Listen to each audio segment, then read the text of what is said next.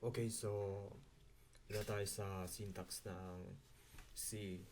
So, explain ko yung explanation. So, ibig sabihin ng include, sharp pati include.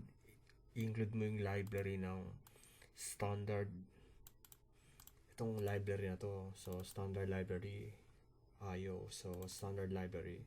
So, ito yung paano include. So, kung mag-include ka na, okay, may list ng mga library sa C. So, search nyo sa Google. So, ayan. So, next naman yung int main. So, int main. So, lahat ng programming language may main. So, sabihin ng main, lahat doon mag-start mag-compile yung program. So, main.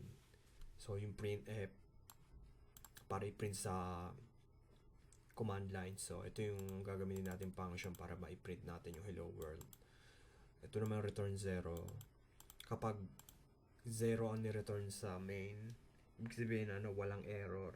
Kapag return 1, may error sa program natin. So, ayun yung meaning ng return 0 sa C. So, dapat iiwan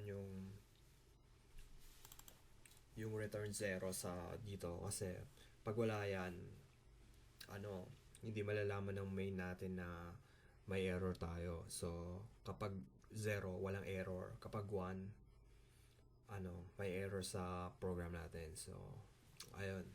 Ito na explain ko na yung syntax sa C. So, isang beses pa natin i-run. So, i-run natin. Okay, walang error. So, yan.